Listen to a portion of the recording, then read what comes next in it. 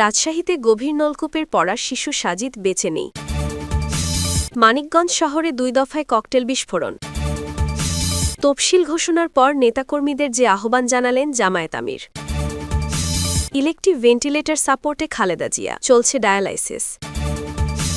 সবাইকে নিয়ে নির্বাচন না হলে আমরা অংশগ্রহণ করব না, কাদের সিদ্দিকী। প্রিয় দর্শক, এবার জানিয়ে দিব বিস্তারিত। তবে তার আগে আপনি যদি এই চ্যানেলে নতুন দর্শক হয়ে থাকেন তাহলে চ্যানেলটি সাবস্ক্রাইব করে দিবেন সকল আপডেট খবর সবার আগে পেতে। এবং আপনি যদি নিরীহ ফিলিস্তিনিদের ভালোবাসেন তাহলে আই লাভ ফিলিস্তিন লিখে একটি কমেন্ট করে দিবেন। এবার বিস্তারিত। রাজশাহীর তানোরে গভীর নলকূপের গর্তে পড়ে যাওয়া শিশু সাজিদ বেঁচে নেই। বৃহস্পতিবার 11 ডিসেম্বর রাত 9:40 উপজেলা স্বাস্থ্য কমপ্লেক্সের জরুরি বিভাগের চিকিৎসক তাকে মৃত ঘোষণা করেন। চিকিৎসক জানিয়েছেন, শিশু সাজিদকে রাত 9:35 তানোর উপজেলা স্বাস্থ্য কমপ্লেক্সে আনা হয়েছে, তবে শিশুটি আগেই মারা গেছে। এদিন রাত 9টায় তাকে উদ্ধার করা হয়েছে বলে জানান ফায়ার সার্ভিস অ্যান্ড সিভিল ডিফেন্সের পরিচালক লেফটেন্যান্ট কর্নেল তাজুল ইসলাম চৌধুরী। এর আগে বুধবার দুপুরে উপজেলার পাচন্দর ইউনিয়নের কোয়েলহাট গ্রামে নলকূপের গর্তে পড়ে যায় শিশু সাজিদ। জানা গেছে, সাজিদ তার মা ও ভাইয়ের সঙ্গে বাড়ির পাশের একটি জমি পার হচ্ছিল। জমিটি খড় দিয়ে ঢাকা ছিল। সাজিদের জানতেন না যে খড়ের নিচেই রয়েছে একটি অরক্ষিত গভীর নলকূপের গর্ত। হাঁটার সময় হঠাৎ সাজিদ গর্তে পড়ে যায়। পেছন থেকে মা চিৎকার শুনে মা ফিরে দেখেন সাজিদ নেই। খড় সরাতেই বেরিয়ে আসে মৃত্যুকূপ। স্থানীয়রা জানান, গত বছর স্থানীয় এক ব্যক্তি এখানে গভীর নলকূপ স্থাপনের চেষ্টা করেন, কিন্তু 120 ফুট নিচেও পানি না পাওয়ায় পাইপটি পরিত্যক্ত অবস্থায় মুখ খোলা রেখে ফেলে রাখা হয়। গত বছরের বৃষ্টিতে গর্তটির মুখ আরও বড় হয়। কোনো সতর্কতামূলক ব্যবস্থা বা ঢাকনা না থাকায় এই দুর্ঘটনা ঘটেছে বলে অভিযোগ স্থানীয়দের। মানিকগঞ্জ শহরে 2 দফায় ককটেল বিস্ফোরণের ঘটনা ঘটেছে। এতে কেউ হতাহত না হলেও মানুষের মধ্যে আতঙ্ক ছড়িয়ে পড়ে। বৃহস্পতিবার 11 ডিসেম্বর রাত 7:30টার দিকে জেলা ও দায়রা জজের বাসভবনের প্রথম গেটে ককটেল বিস্ফোরণের ঘটনা ঘটে। এতে বিকট শব্দে আশেপাশের মানুষের মধ্যে আতঙ্ক ছড়িয়ে পড়ে। খবর পেয়ে পুলিশ ঘটনাস্থল থেকে আলামত সংগ্রহ করেছে। এর আগে বিকেল 4:45 শহরের শহীদ রফিক সড়কে আইনজীবী সমিতির 2 নং ভবনের সামনে আরেকটি ককটেল বিস্ফোরণ ঘটায় দুর্বৃত্তরা। পরপর 2বার ককটেল বিস্ফোরণের বিষয়টি নিশ্চিত করেছেন মানিকগঞ্জ সদর থানার পরিদর্শক তদন্ত মোহাম্মদ আমিনুল ইসলাম। তিনি বলেন, ককটেল বিস্ফোরণের খবর পাওয়ার সঙ্গে সঙ্গেই পুলিশ ঘটনাস্থলে পৌঁছে তদন্ত শুরু করেছে। আশেপাশের বিভিন্ন সিসিটিভি ফুটেজ সংগ্রহ করা হয়েছে। ফুটেজ দেখে জড়িতদের শনাক্তকরণের চেষ্টা চলছে। দেশের সকল পর্যায়ের দায়িত্বশীল ও কর্মীদের প্রতি নতুন নির্দেশনার কথা জানিয়েছেন জামায়াত ইসলামের আমির ড শফিকুর রহমান।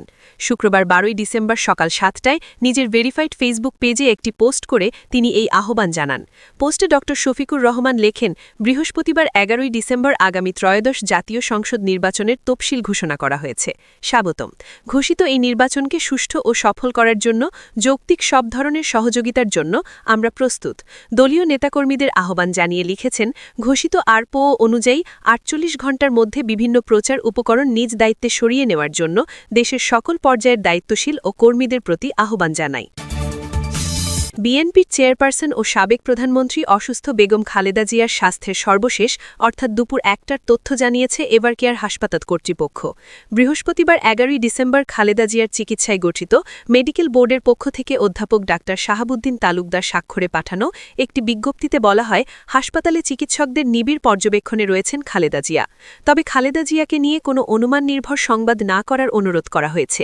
এভারকেয়ার হাসপাতালের বিবৃতিতে বলা হয়, 79 বছর বয়সী বেগম খালেদা জিয়া দীর্ঘদিন ধরে বিভিন্ন জটিল ও দীর্ঘমেয়াদী স্বাস্থ্য সমস্যায় ভুগছেন।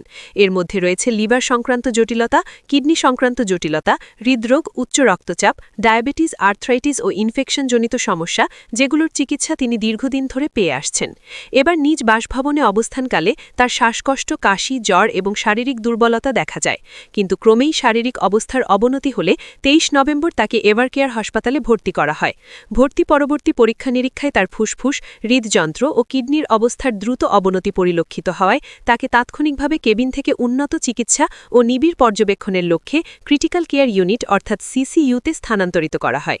বিবৃতিতে বলা হয়, তার হাসপাতালে ভর্তির পর থেকেই মেডিকেল বোর্ডের নেতৃত্বাধীন চিকিৎসকরা তার চিকিৎসা নিবিড় সমন্বয় করে চলেছেন এবং চিকিৎসা প্রদান করছেন।